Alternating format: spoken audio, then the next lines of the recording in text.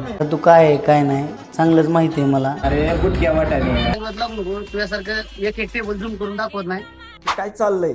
आपण आपलं गप काम करा, बिझनेस करा. हे काय सोशल मीडियावरती एकमेकांसोबत भांडायचं, एकमेकाची इज्जत काढायची, हे चित्र दिसतं मग मराठी माणसाचं. तुम्ही कधी पाहिलं का? सिंधी, मारवाडी, गुजराती कधीच आपल्या कम्युनिटीमध्ये कोणाची पाय ओढत नाही आणि एकमेकाची चार चौकात इज्जतही काढत नाही.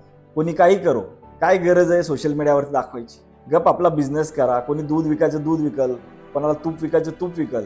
तुम्हाला काय विकायचं तुम्ही विका ना. त्यामुळेच आपला मराठी माणूस माग आहे. नाही ते उद्योग जास्त सुचतात. वरून म्हणायचं मराठी माणूस बिझनेस करू शकत. हे असं जर असलं तर आपण काय तीर मारणार काय माहिती. आता हे बघा 2026ची हरून ग्लोबल श्रीमंतांची यादी. एकही मराठी माणूस नाही. आपण यांच्यासारखे उद्योग कधी करू? आपलं हेच चालू द्या आणि येतात मग बाहेरचे आपल्याला नोकरी द्यायला आणि बसतात आपल्या डोक्यावर. आपल्याला महाराष्ट्र बदलायचं आहे.